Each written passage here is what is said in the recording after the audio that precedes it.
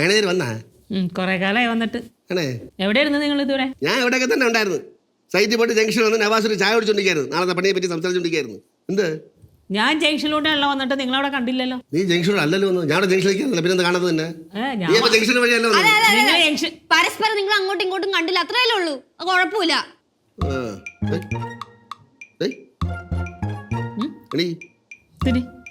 എന്തിന് എന്റെ സീറ്റ് എഴുതി വെച്ചിട്ടുണ്ടോ ഇവിടെ? എന്റെ സീറ്റ് ഇല്ല, അവിടെ പോയിരിക്കും. ഇത് കൊള്ളാലടേ.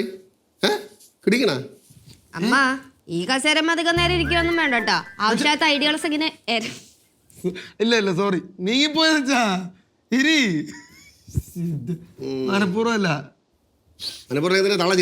ഞാൻ അറിഞ്ഞില്ല അതറിയാം. അമ്മോ, വീഴില്ലാന്നറിയാം. എങ്ങനെ പോയാലും 4 കാലില്.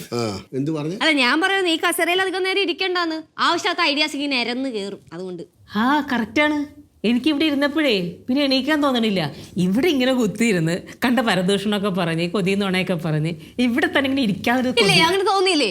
അതാ ഞാൻ പറഞ്ഞേ ഈ കസേര ഇച്ചിരി പെശ കുടിച്ച കസേരയാണെന്ന്.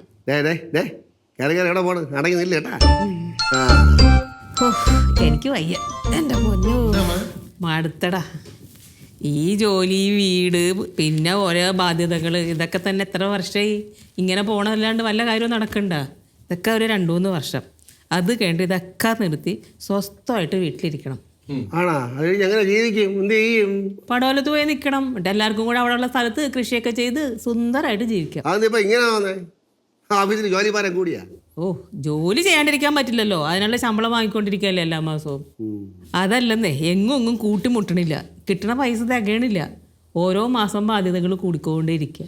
ഇപ്പം കഴിഞ്ഞ മാസമൊക്കെ കഷ്ടിച്ചാണ് ഓരോ കാര്യങ്ങൾ ഞാൻ ചെയ്തു തീർത്തത്. പൈസ കണ്ടറിഞ്ഞ് ചെലവാക്കണേല് പരാജയം. അല്ല, ഇപ്പൊ പ്രശ്നം എന്താണ്? എടാ, വേറൊന്നുമല്ല. സുഷ്മ ഒരു 3 ലക്ഷത്തിന്റെ ചിട്ടി എന്നെ കൊണ്ട് ചേർപ്പിച്ചില്ലേ? ഒരു ചിട്ടി 3 ലക്ഷത്തിന്റെ വീണ് കിടക്കുന്നുണ്ട്. അത് പിന്നെ വീണ് കിടക്കാണ്, നമ്മൾ പൈസ അടയ്ക്കാണ്ട് അതിന് ഇൻട്രസ്റ്റും കിടക്കും, ഒരു അസറ്റാണ്. പക്ഷെ ഇതിപ്പോൾ അടുത്തൊരെണ്ണം കൂടി ചേർന്നപ്പോൾ ഇതിന്റെ പൈസയോ അതിന്റെ പൈസയോ എല്ലാം കൂടി അടയ്ക്കാൻ പറ്റണില്ല. എങ്ങും എത്തണില്ലെന്നേ. 3-4 മാസം ചിട്ടി ചേർന്നിട്ട് 6 മാസം ആയിപ്പോ. 4 പ്രാവശ്യം ഞാൻ അടച്ചു. 4 മാസം കറക്റ്റായിട്ട് അടച്ച്. പക്ഷെ 3 ലക്ഷത്തിന്റെ കഴിഞ്ഞ മാസം അടച്ചു. അല്ല, കഴിഞ്ഞ മാസം അടച്ചിട്ടില്ല, ഈ മാസം അടച്ചിട്ടില്ല. അപ്പോൾ 20,000. അടുത്ത മാസം ഒന്ന് കാണുമ്പോൾ നോക്കി 30,000 രൂപ അടയ്ക്കേണ്ടി വരും. 20,000ത്തിന്റെ പെൻഡിങ് അങ്ങ് തീർത്തിട്ടുണ്ടെങ്കിൽ സമാധാനം. പിന്നെ അടുത്ത മാസത്തെ 10,000 അല്ലേ, അത് നമുക്ക് എങ്ങനെയാലും അടയ്ക്കാന്ന് നോക്കാം. അപ്പോൾ 10,000 അല്ലേ ഉണ്ടാവുള്ളൂ. ഈ സുഷ്മ പറഞ്ഞായിരുന്നു, ഈ 20,000 പെൻഡിങ് അങ്ങ് തീർക്കുകയാണെങ്കിൽ അടുത്ത മാസത്തെ ചിട്ടി എനിക്ക് പിടിച്ചേരാന്ന്.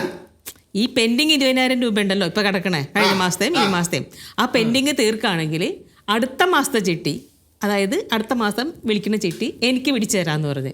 പിടിച്ച് കിട്ടിയിട്ട് നമുക്ക് അത്യാവശ്യമൊന്നുമില്ല എങ്കിൽ പോലും അത് കിട്ടിയാൽ നമുക്ക് അവിടെ ഇടാം, അതിന്റെ ഇൻട്രസ്റ്റും കിട്ടും. അത്രയും കുറച്ചടച്ചാൽ മതിയല്ലോ അല്ലെങ്കിലും. പിന്നെ അപ്പോൾ അത് പക്ഷേ നടക്കില്ല. ഇത് 2 മാസത്തെ കുടിശ്ശിക തീർത്താൽ രക്ഷപ്പെട്ട് നമുക്ക് പിടിച്ചെടുക്കാം. എന്തെങ്കിലുമൊക്കെ ആവട്ടെ, നടക്കട്ടെ. കാര്യം പറയാൻ മറന്നു. ഇവിടെ ഉണ്ടായിരുന്നാ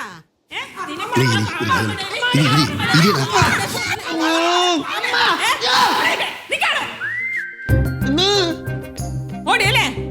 ഓട്ടോ കഴിച്ചല്ലേ? നേരത്തെ തലയിടാൻ നോക്കിയില്ല. മനഃപൂർവ്വം പറഞ്ഞില്ലേ? അമ്മ നോക്കുമ്പോ എന്നെ വെറുതെ പിടിച്ചിട്ട് ദുഷ്ടച്ഛൻ. നിന്നോട് ഞാൻ പല പ്രാവശ്യം കുഞ്ഞു വാവേ എല്ലാത്തിനും കംപ്ലൈന്റ് ആയിട്ട് വരാൻ ട്രൗസർ കിടക്കണ പാൻറ് ഊരിട്ട് ഈ കുഞ്ഞു വാവ കളിക്കണ കാര്യത്തിന്.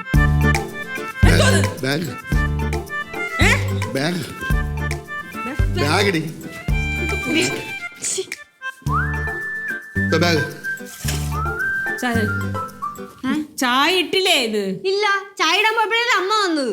നീ എന്തെടുക്കണ ലച്ചു കിച്ചണിൽ കയറിയിട്ട്? എന്റെ അമ്മ ഇവിടെ കുന്നുകണക്കിന് പാത്രം ഉണ്ടായത് മൊത്തം ഞാൻ കഴുകി വെച്ചില്ലേ? ചായ എന്ത്? അല്ല, ഞാൻ ആലോചിക്കായിരുന്നേ, അടുത്ത മാസത്തെ ചിട്ടി പൈസ കിട്ടി കഴിഞ്ഞാൽ വല്ല ഫിക്സ്ഡ് ഡെപ്പോസിറ്റ് വല്ല ഇടായിരുന്നു അല്ലേ അമ്മ? ഞാനും അതൊക്കെ തന്നെയാണ് ആലോചിച്ചോണ്ടിരിക്കണത്. അമ്മ അങ്ങനെയാണെങ്കിൽ ഞാൻ 20,000 രൂപ പൈസ തരാം. വെറുതെ വേണ്ട, കടായിട്ട് മതി. എന്നിട്ട് അമ്മയ്ക്ക് കിട്ടുമ്പോ അമ്മ എപ്പോഴാന്ന് വെച്ചാൽ തന്നോ.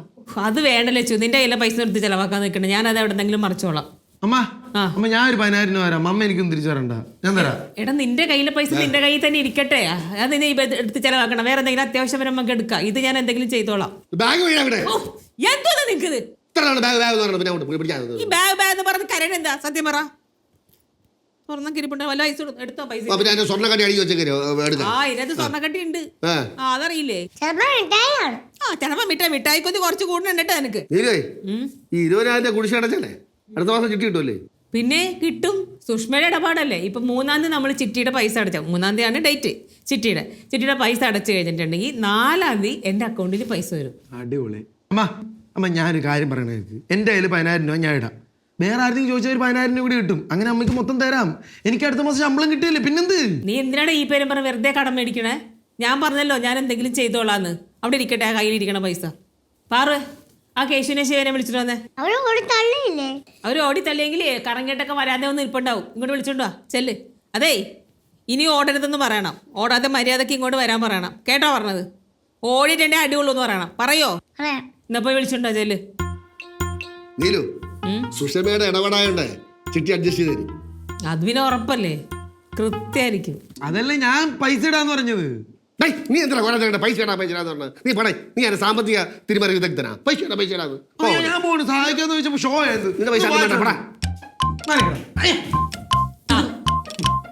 അവളെവിടെ? അവളെവിടെ?